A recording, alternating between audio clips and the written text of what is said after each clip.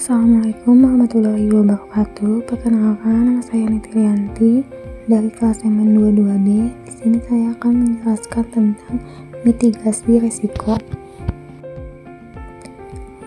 Jadi pengertiannya, mitigasi risiko adalah suatu pendekatan atau serangkaian tindakan untuk mengidentifikasi, menilai, mengurangi, atau mengelola potensi risiko. Tujuannya untuk membantu perusahaan dalam mengatasi atau meminimalkan dampak yang mungkin timbul akibat risiko-risiko tersebut. Mitigasi risiko penting dalam manajemen bisnis karena membantu perusahaan untuk merencanakan dan merespons situasi yang tidak pasti atau resiko yang mungkin muncul, sehingga perusahaan dapat meningkatkan keamanan, efisiensi operasional, dan keseluruhan keberhasilan proyek atau aktivitas yang dijalankan. Yang selanjutnya adalah tujuan. Yang pertama, meningkatkan keamanan. Mitigasi resiko membantu perusahaan mengidentifikasi dan mengurangi resiko yang dapat membahayakan keamanan karyawan, pelanggan, dan aset bisnis, sehingga dapat menciptakan lingkungan kerja yang lebih aman dan melindungi bisnis dari kehilangan aset dan kerugian keuangan. Yang kedua yaitu meningkatkan kualitas. Mitigasi risiko juga dapat membantu perusahaan meningkatkan kualitas produk atau layanan dengan meminimalisir risiko-risiko yang dapat memengaruhi produksi produk. Dan yang ketiga yaitu meningkatkan ketahanan bisnis. Melalui mitigasi risiko, perusahaan dapat mengurangi dampak dari kemungkinan risiko dan meningkatkan ketahanan bisnis. Hal ini memungkinkan bisnis untuk lebih cepat pulih dari gangguan atau kegagalan yang tidak terduga. Jenis-jenis mitigasi risiko. Yang pertama yaitu risiko menghindar. Risiko menghindar atau risk avoidance yaitu strategi mitigasi risiko yang melibatkan penghindaran aktivitas atau praktik bisnis yang berpotensi menimbulkan risiko dengan biaya mitigasi yang terlalu tinggi. Misalnya, perusahaan dapat memutuskan untuk tidak memasuki pasar atau wilayah geografis yang memiliki risiko tinggi, atau tidak memproduksi, menjual produk yang berisiko tinggi seperti produk yang tidak aman atau tidak memiliki lisensi resmi. Yang kedua yaitu risiko mengalihkan, yaitu strategi mitigasi risiko yang melibatkan pemindahan risiko kepada pihak lain seperti asuransi dan kontrak.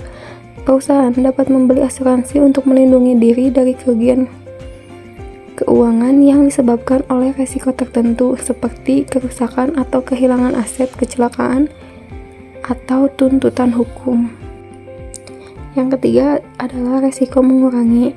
Risiko mengurangi atau risk reduction yaitu strategi mitigasi risiko yang melibatkan tindakan untuk mengurangi kemungkinan atau dampak risiko yang muncul. Misalnya dengan meningkatkan prosedur keamanan, melakukan perbaikan teknologi, meningkatkan pelatihan karyawan, atau memperbaiki proses operasional. Yang keempat, risiko menerima, yaitu strategi mitigasi risiko dengan memutuskan untuk menerima risiko yang ada dan mengelolanya dengan cara yang dapat meminimalkan dampaknya pada bisnis. Hal ini digunakan ketika biaya dan sumber daya yang diperlukan untuk mengurangi risiko terlalu tinggi dan kemungkinan terjadinya risiko relatif rendah. Dan yang terakhir yaitu risiko berbagi.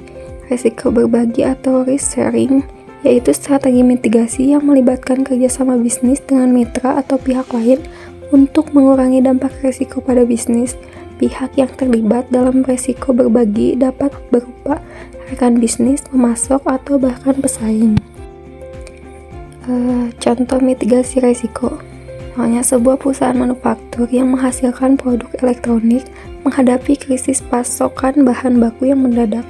Bahan baku kunci untuk produksi mereka adalah komponen semikonduktor yang dipesan dari suatu pemasok utama di luar negeri. Namun, pada suatu saat pemasok tersebut menghadapi masalah produksi yang serius akibat bencana alam dan kesulitan dalam rantai pasok mereka. Hal ini mengancam perusahaan dan kemampuan mereka untuk memenuhi pesanan pelanggan. Implementasi mitigasi risiko. Diversifikasi pemasok. Perusahaan segera mengambil langkah untuk mencari alternatif pemasok komponen semikonduktor. Mereka menemukan beberapa pemasok yang dapat menyediakan produk yang serupa dengan kualitas yang setara. Kedua yaitu stok cadangan. Perusahaan mulai menyimpan persediaan cadangan komponen semikonduktor yang cukup untuk beberapa bulan produksi. Ini memungkinkan mereka untuk tetap berproduksi meskipun pemasok utama mengalami gangguan. Ketiga, meningkatkan kerjasama dengan pemasok. Ada perusahaan meningkatkan kerjasama mereka dengan pemasok utama, memahami lebih baik risiko dalam rantai pasok mereka, dan mengembangkan rencana darurat bersama untuk mengatasi masalah seperti bencana alam atau gangguan produksi.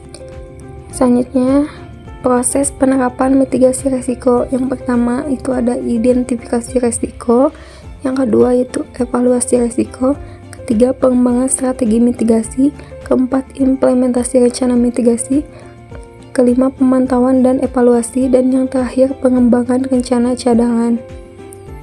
Mungkin cukup sekian penjelasan yang dapat saya sampaikan. Mohon maaf bila ada kekurangan atau kata-kata yang kurang berkenan. Terima kasih. Wassalamualaikum warahmatullahi wabarakatuh.